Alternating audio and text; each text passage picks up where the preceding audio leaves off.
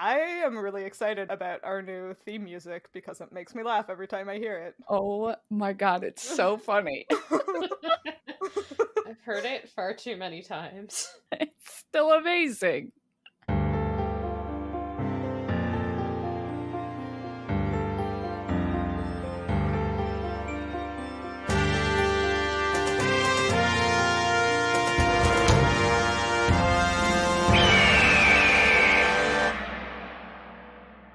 Hello, and welcome to another episode of Midlight Crisis, a real podcast hosted by three grown-up biologists revisiting books from our teens, and it's totally cool, because today we are starting a new book!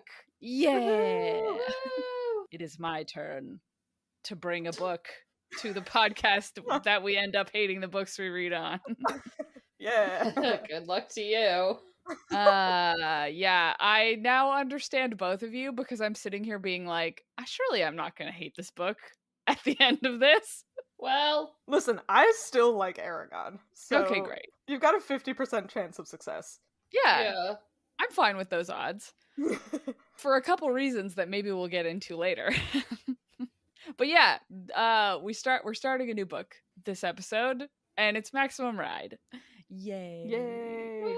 I loved this series so much, and I'm so excited to talk about it. But first, I should introduce myself. I am one of your hosts, Sophie, but today we have a new random name generator for our Maximum Ride era. Yeah. And so hear me out. Okay? Yeah, listen. We started being like, okay, well, let's do, Maximum Ride. That's like adjective, noun. That wasn't good. Okay? It wasn't like a good generator. It wasn't good. So instead we were like, mild spoilers, but that's gonna be the whole podcast. This book is about humans who are 2% bird. And also they have superpowers.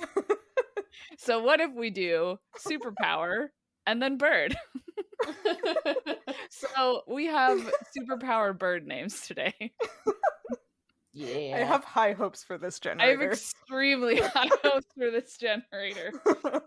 So I guess it's not that my name, I guess today I am Oh, yes? Yeah. Today I am a Jedi mind tricks beanstalk. Wow! That's A fun. beanstalk? Yeah, a beanstalk. A beanstalk with Jedi mind tricks. That's With exciting. Jedi mind tricks, yeah. I'm jealous.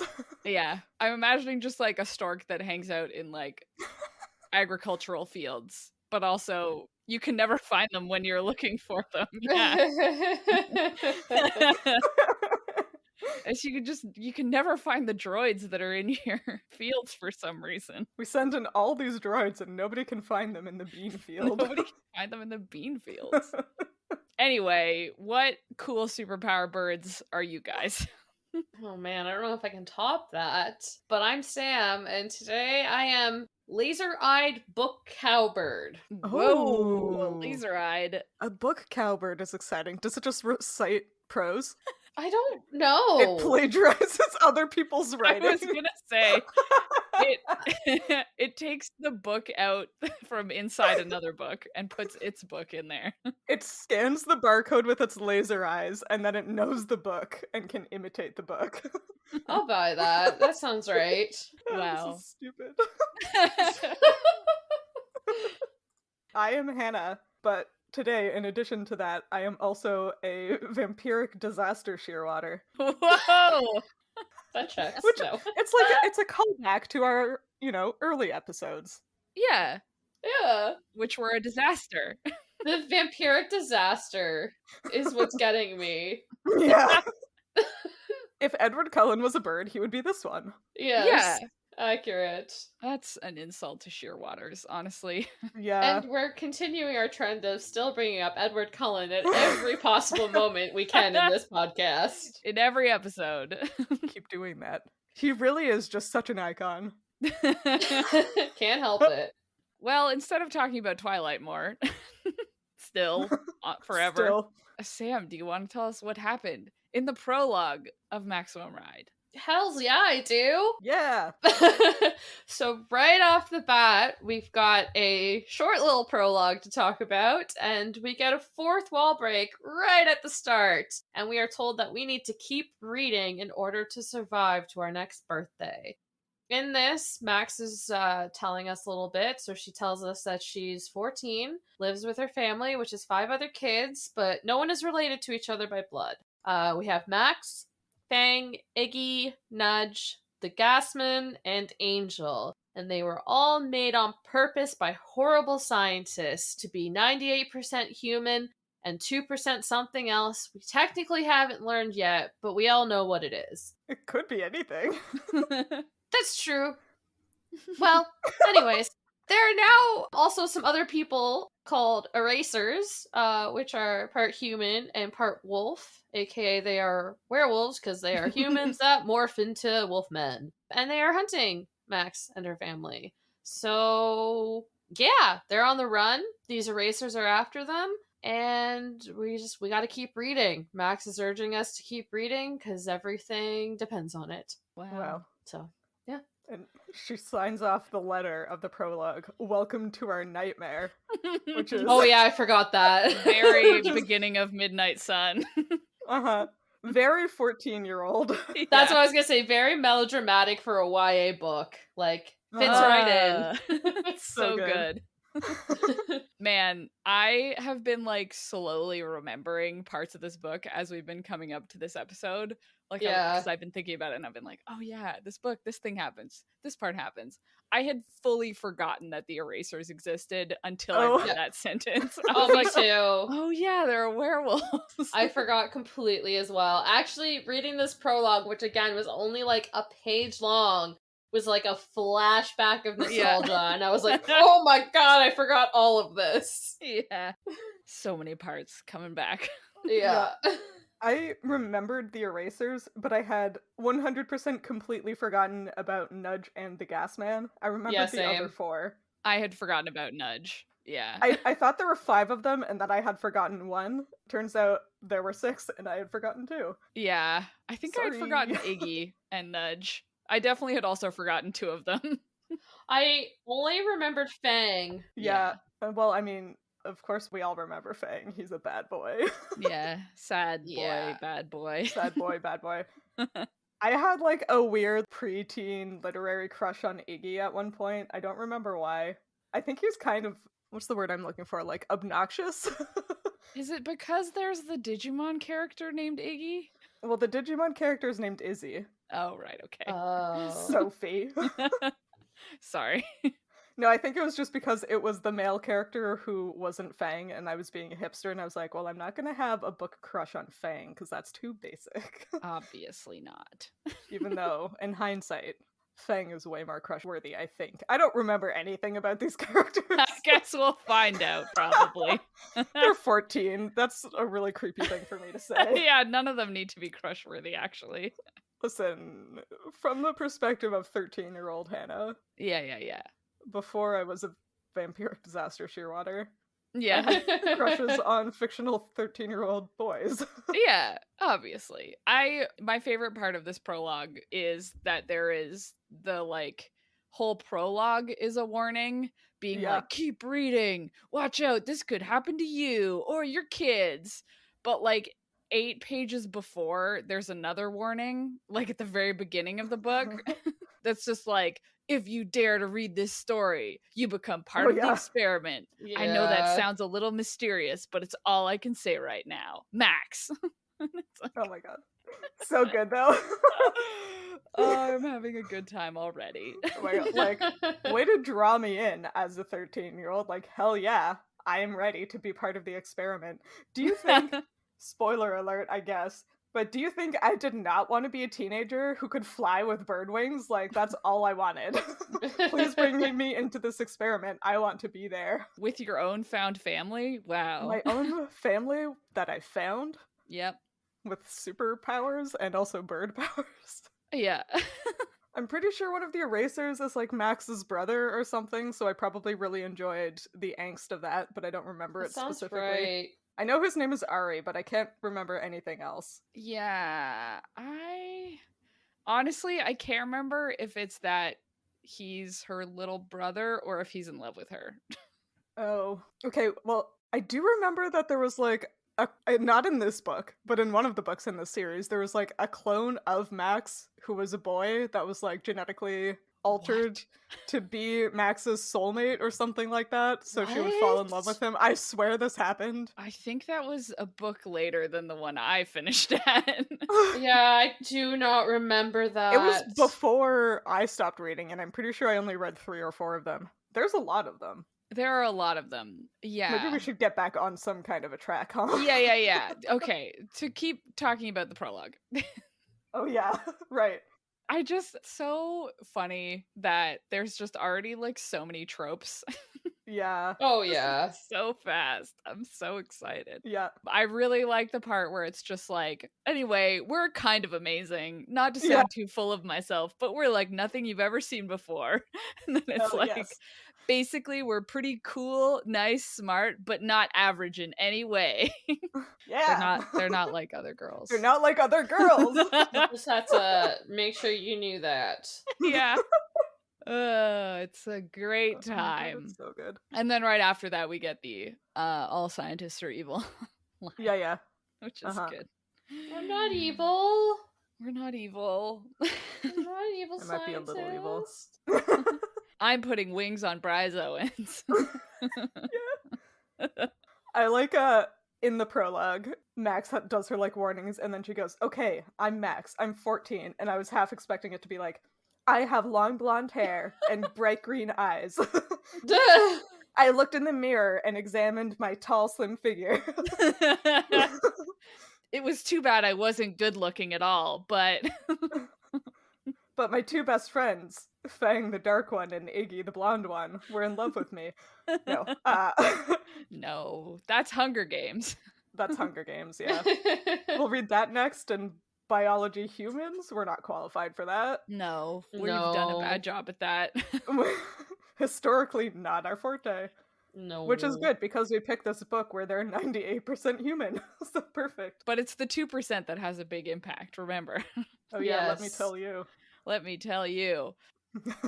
Yeah, I am very excited, obviously, because I really liked this book, but also because explicitly it says everything to make them and the erasers was science, you know? Yeah.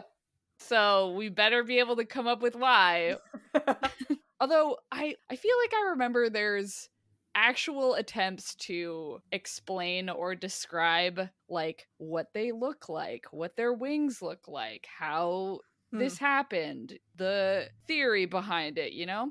Yeah. So I'm kind of hopeful. Yeah, I feel like I was believing it until in one of the later books, one of the blind character learns how to feel color, and I think that is the thing that I was like, nope. This is a step too far for me. I refuse to believe that. But everything else, I was on board until that point. So it took a couple books for me to stop believing it. Yeah, like I'm thinking the superpowers we're gonna have a hard time with, and the part where the erasers can like turn into wolfmen. Yeah. Not that they're just like already wolfmen, you know? Yeah, morphing is a a powerful word. That is a powerful word of magic. Can't wait. Can't wait. Oh yeah, did we mention that the evil science lab they were made in is called the school? Oh yeah. Because obviously the message you really want to pass on to your kids when you're giving them these like middle grade YA books is that scientists are evil and school is bad. Yeah. School is a prison, science is evil. Yeah. Yeah. You should run away from all of it. All of it's bad. I mean, there's just so much media out there of being like, wow, evil scientists. And it's like, okay, well, maybe they could be good like one time. Yeah. I would like that. Cool, chill scientists. Maybe people will actually listen to us if we stop being portrayed as evil in shows. That would be cool. That would be cool. Perhaps one day. That's a nice dream to have. Yeah. I like to think so. Did you guys have anything else about the prologue specifically? Or do we want to talk maybe a little bit more about our memories? Let's do that. Yeah, I mean, I've said this several times today alone. I was a huge fan of the series. I think I only read to the third book, but maybe I read the fourth book and just removed it from my brain. But Yeah. I distinctly remember reading the first three and then I think giving up. But I really, really liked the first three. It was just my vibe, you know? Birds, people. Birds, people. Birds, people. People that are birds. People, birds. People, birds. Because the thing is that I read Aragon around this time. Dang, you know? what a good book. What a good book that we all agree is a good book. And I did not remember any of it when we were reading it again now. And I'm pretty sure I remember every part of this book right now. Wow. Wow. See, I was like, I remember everything of Twilight.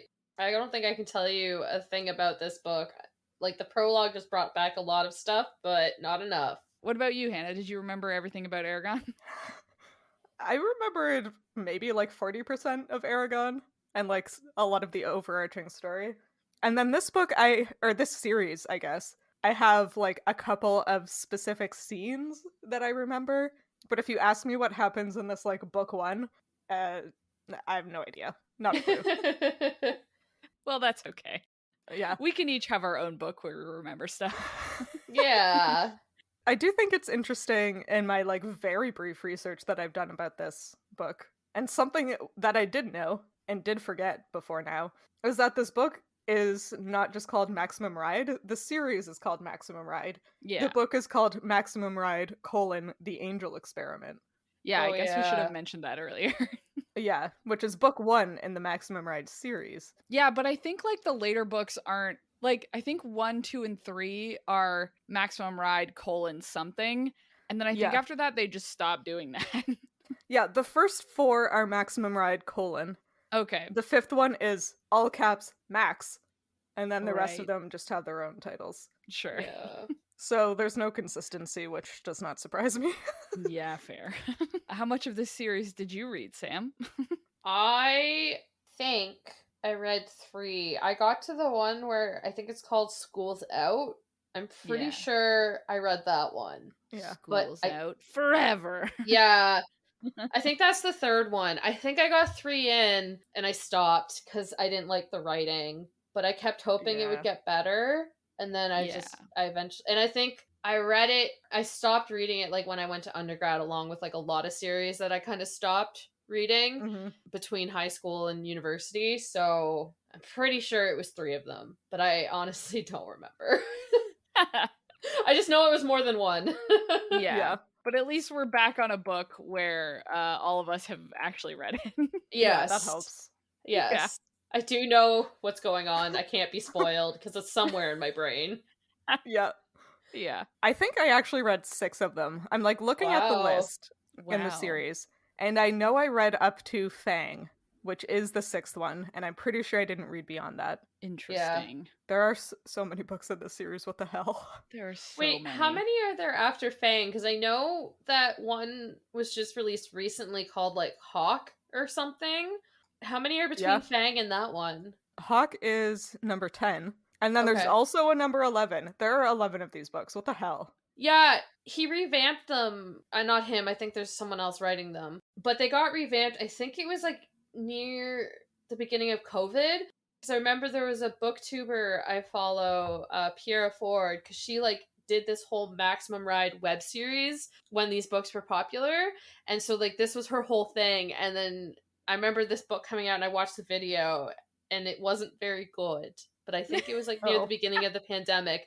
So it's again that whole renaissance of these old series we loved as kids, and then all of a sudden like something coming back when we're adults, and they're like bringing it back, trying to get the love back for it. The book 11 came out last year in 2021, which is Yeah. insane to me.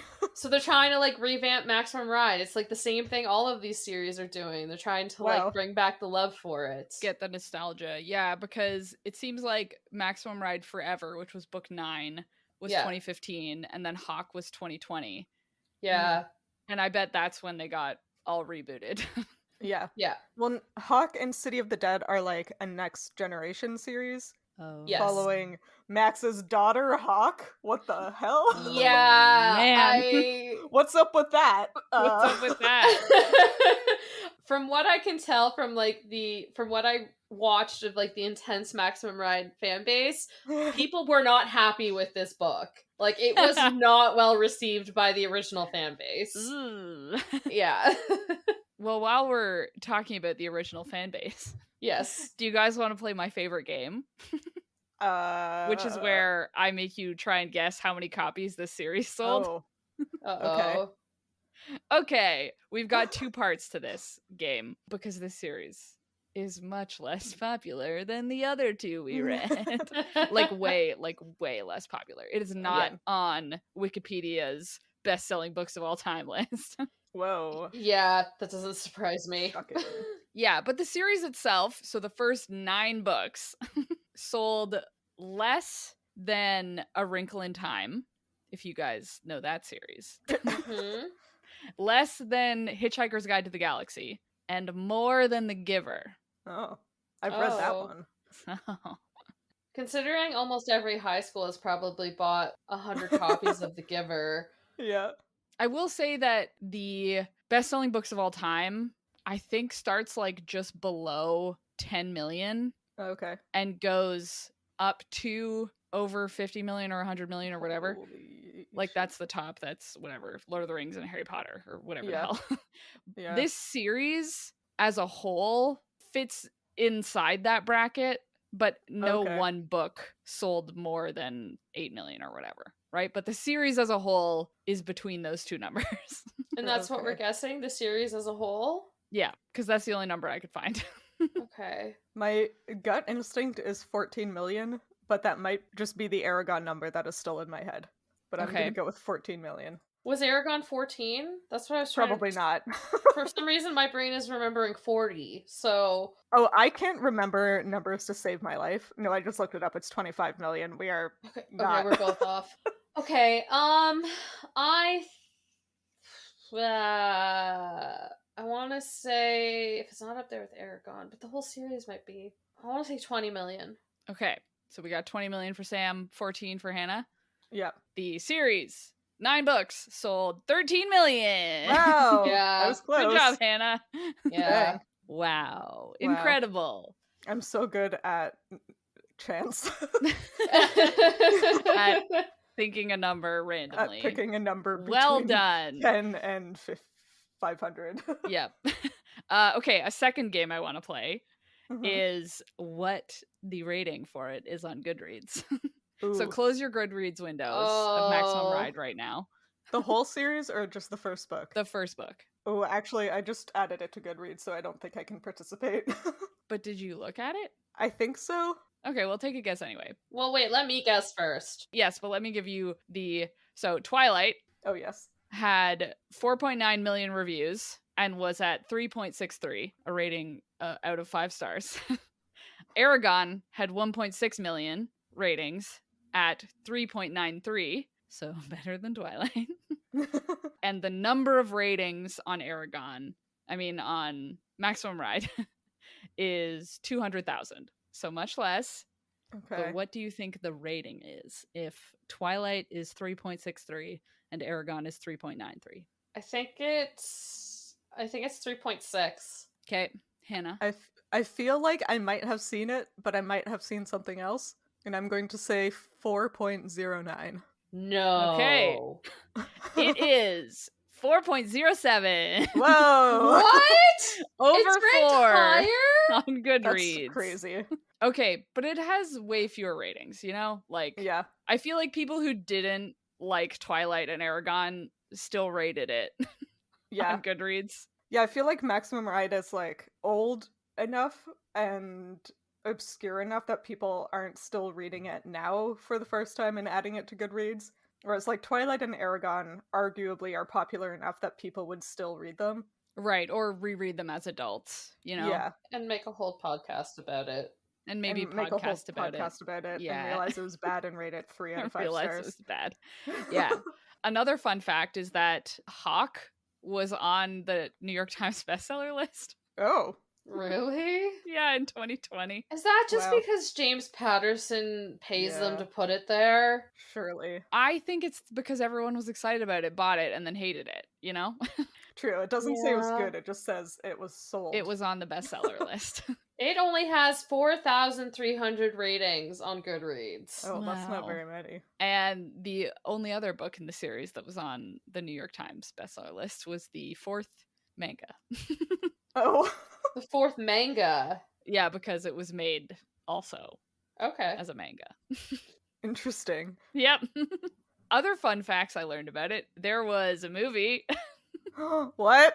Oh my Yeah, god. I've watched it. There was a film adaptation of the first half of the Angel Yeah. Experiment. Oh. Yeah. because apparently there was supposed to be like a movie and it was supposed to be directed by the same person who directed Twilight. Yep. Oh. And then she just dipped. And so they were like, and then some other guy made a film adaptation of the first half. It's it wasn't great. I was gonna say, is it better or worse than the Aragon movie, do we think?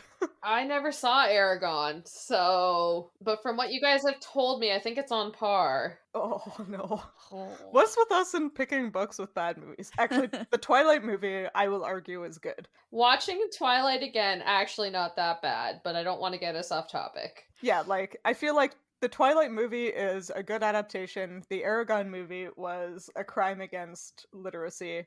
Yeah. The Maximum Ride movie probably also fell on that end of the scale. I just remember watching it and it felt very homemade. Oh boy. But that's like the only thing I remember of it, because like again, these books and fandom did not stick in my head the way Twilight and anything vampire related did during that time. So YouTube personality Jenna Marbles served as an executive producer of the film. Hold the phone. Wait, what? I need to see this movie I didn't so know badly. that. Excuse me?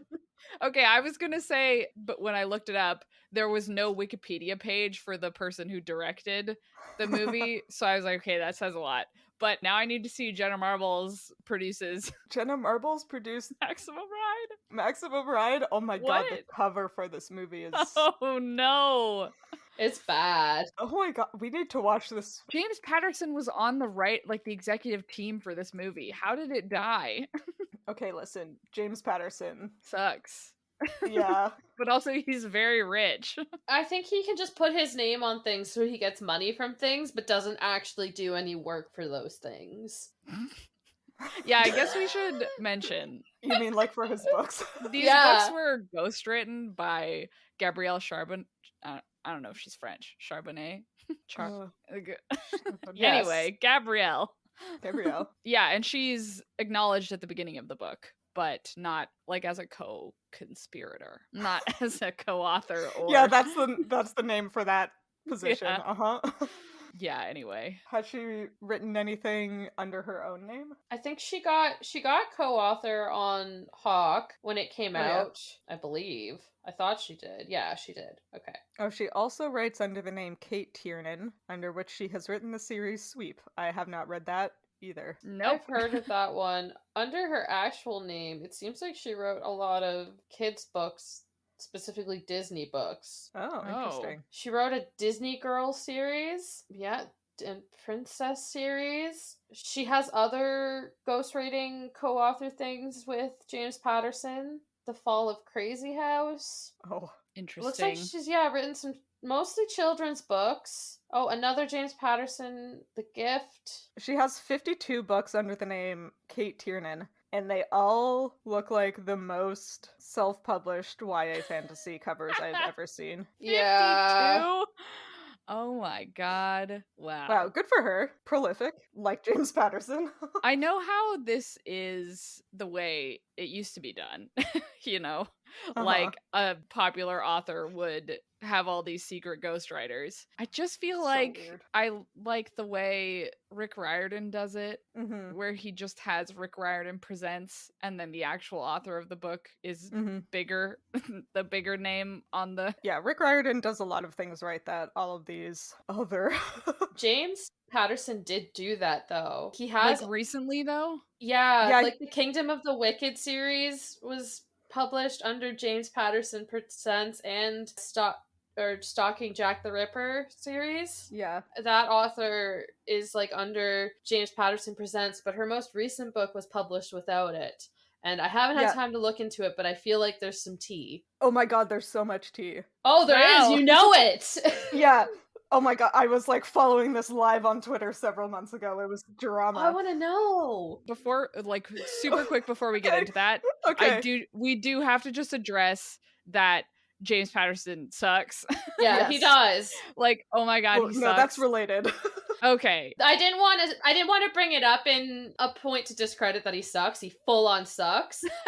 And I think I more brought it up to point out that I think he started doing it because other authors started doing it, like Rick Riordan. Yeah. And because he was like trying to save his image, but like his image is so fucked at this point. I don't even know why he's trying. Yeah.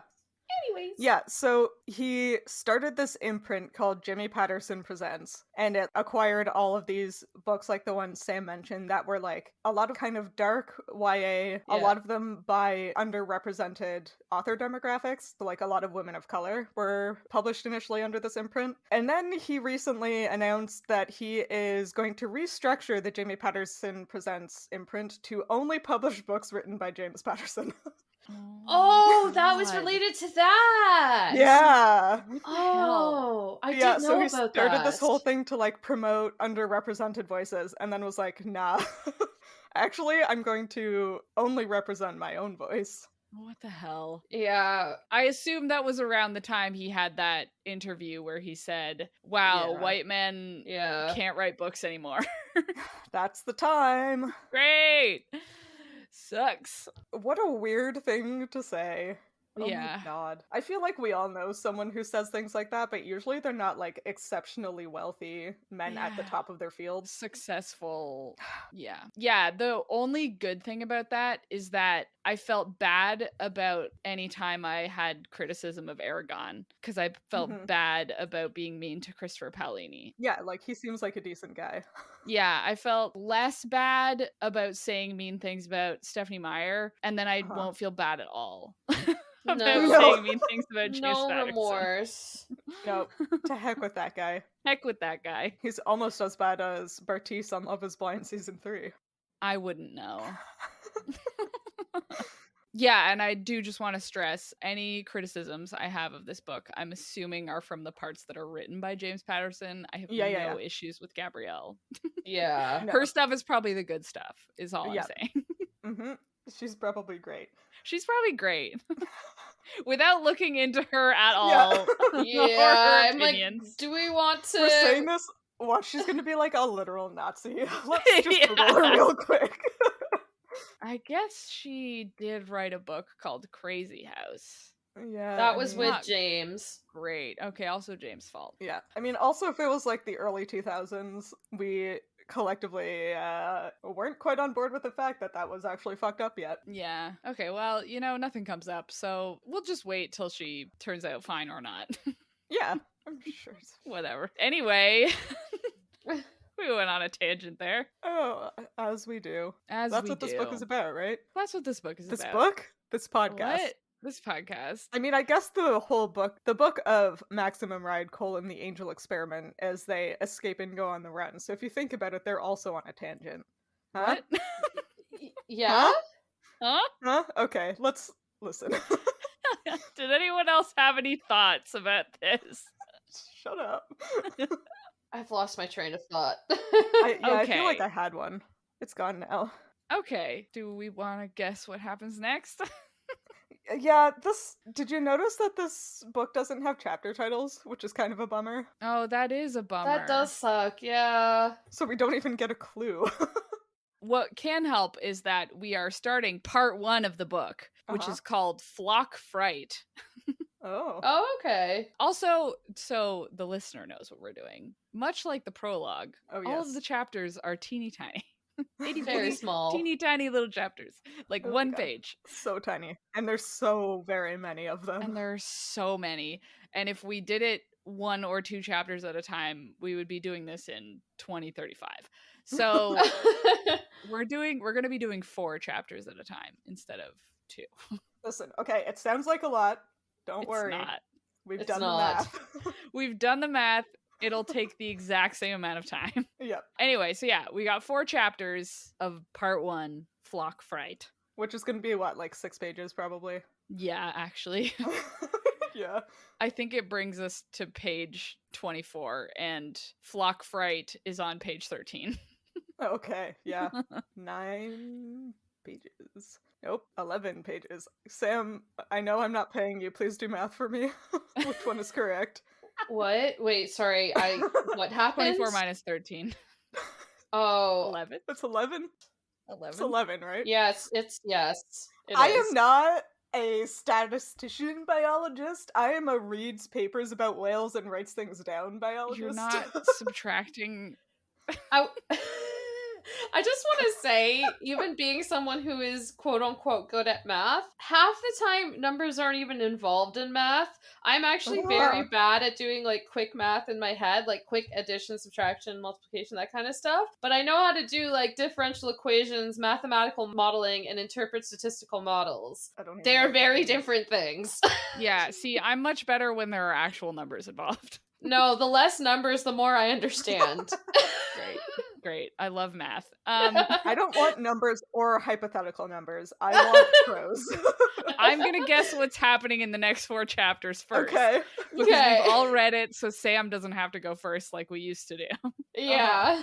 Okay, I think they escape from the school. Is that part of it? Or are they already I escaped? think they're already out of the I think- school. Right. Yeah, I feel like they're already escaped. Isn't they're in a house with the guy who is actually a bad guy? Oh, shit. Oh, I don't remember Yeah. that. Oh my god, you just Sure. activated a memory. I think they've been out of the school for a while and they're all Yeah. living in a house together. Oh my god, you're right. And so I think, and they're living there with their quote unquote dad, who is one of the Who is Jeb, scientists. right? Yeah. Is it Jeb? Oh my And god. then but I don't think Jeb is there at the beginning of the book. I think he's Okay. missing. Oh. I don't remember any of this. I just remember them being out on their own at the start and like living in a house and like having a whole system of how they were surviving. Yeah, I think that's what it is. And it's because Jeb used to be there, but he's not now. Yeah, this makes sense. I would buy that. I don't know if in the first 4 chapters anything's going to happen, but, you know, they probably get found by the Yeah. scientists. I feel like we still have some time before that, but I could be wrong. Listen, the plot in some of these, especially like middle grade or like younger Yeah. YA books, the plot happens so fast. So fast. That's a good point. Yeah. It could happen in the first 10 pages. It Yeah, could. this is not Gideon the Ninth, where the plot doesn't happen for 200 Oh my pages. God, try Haro the Ninth. Where Uh-oh. it just doesn't happen. It doesn't. I love those books. You know, I think we'll do better on future chapters, once we actually read some of the book. Yeah. Yeah, that might help. I think that's a good start. It'll be interesting to get back into a first-person book again. Yeah. I agree. We can talk about people's thoughts and how much we hate teens. Yeah, see, the one thing I do remember about this book is that I remember, like, viscerally hating being in Max's head. Like, I remember hating the way that this book was written, and that's why I didn't really read that far. Because, like, when I first started, I was like, oh, yeah, I'll read the series. Like, I started it, I have to finish it. And this is, I think, one of the series where I started being like, I don't need to finish the series just because I read the first one. Whoa, powerful. Yeah. So we'll see. We'll see if that holds. Yeah. Some of us have never left that. Yeah. And yeah. it's Hannah. That's true, yes. Hannah still must finish the series, which is why I made Listen. her read Throne of Glass. I still haven't read A Court of Number 4. You can't make me. You don't have to. That's fair. You finished the original trilogy, and that's complete. Yeah. Oh yeah, perfect. Also, I read fucking Spin the Dawn, and that was terrible. I'm not reading the next one. We're just putting that book on blast for no reason. As the one example of a book that you refuse to read the rest of the series. I literally finished a book this week that I hated and will not continue reading the series, but apparently Spin the Dawn is the one. That's the one. I read that like last summer. It just scarred you so badly. Screw that book in particular. Anyway, what were we talking about? I don't remember. We were guessing what happens next, and I think we guessed it. Yeah. Okay, great. Perfect. So next, let's talk about what else we're reading. So I am still not really in audiobook land in terms of work I'm doing. So I am very slowly reading again. But the only book I read was For the Throne, which is the second of the Wilderwood duology by Hannah Witten. It was so good. That duology is like really good. I'm excited. I want to read Yeah, it. it's I need like to read that. feels like it's on the edge of like adult fantasy and YA. Yeah. Like I feel like there's some YA elements, but not enough to make me dislike it. It's just it's really Yeah. good, and the ending is like so choice. Nice. I have it on hold at the library now. Yeah, good series. And only 2 books. So exciting. What about you guys? So I managed to finish some books this week because I was like near the end of a bunch of them. So I finished The Kiss Curse, which is the second book in the Hex series by Aaron Sterling. It was a lot of fun. I had a great time reading it. I recommend it. I don't care that it was corny. Loved it. Oh, yeah. Then I finished a reread of Air of Fire, which I've been rereading for the last little bit. I just kind of put it on whenever I'm doing stuff, so that was a slow one. And I finally finished Harrow the Ninth. Do I have any idea what happened? No.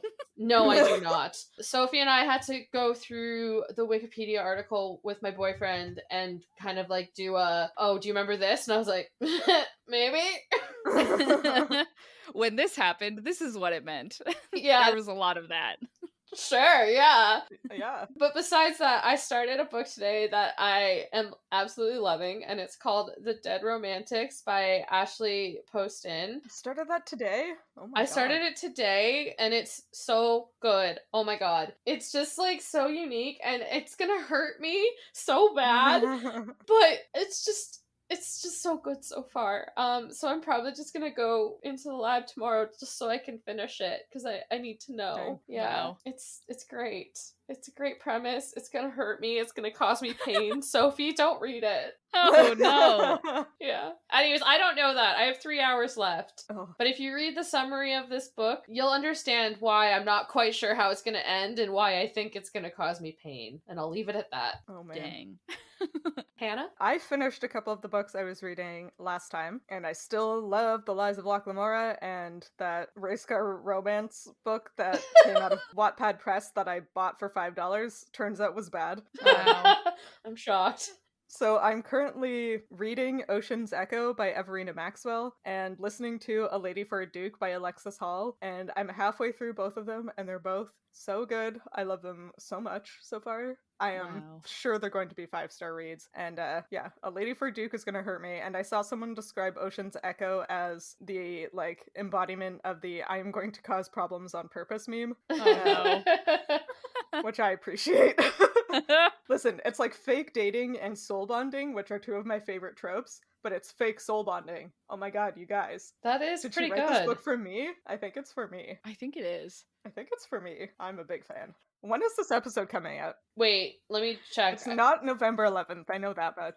No. No, But I it's know- not November 11th. I know what episode's coming out after this one though. Oh man, is the Christmas episode coming up after this one? Yeah, this is December 6th. Oh man, guys, the Christmas episode is going to be so good. We haven't recorded it yet, but But I know it's gonna be great. I know it's going to be great. And I definitely did not have to look it up. I was extremely prepared to announce that because this episode comes out in December, we are going to be reading The Holiday Swap by Maggie Knox for our Midlight Book Club Book of the Month. Heck Yay. yeah. A holiday-themed rom-com! Woohoo! Here's hoping it's better than In a Holidays. I am sorry to the author of that one, but it was just not great. Could it possibly be worse? I Ugh. cursed it. I did just read Drive. That was worse. That one personally offended me because it clearly wasn't edited, and we all know that I am a pedantic little asshole about bad copy editing. Yeah. I mean, even if you're gonna self-publish, pay an editor. Literally, it was like, you know what, I could rant about this for 20 minutes, I'm not going to.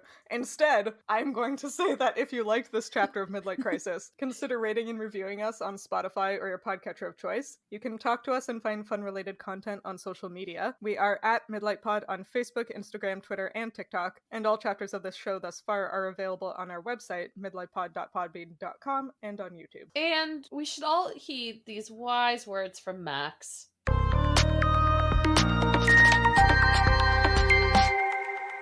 Keep reading, Don't let anyone stop you. Wow. Hell yeah. Wow. Except we're not gonna immediately keep reading this book. We're gonna wait We're gonna wait. until Well, the next time we We're record. gonna go read something else. Yeah, gonna I'm gonna read- go read The Dead Romantics. That's not true. I'm gonna go watch the Love is Blind season 3 remake. Actually, that's what I'm gonna go God. do. I'm leaving.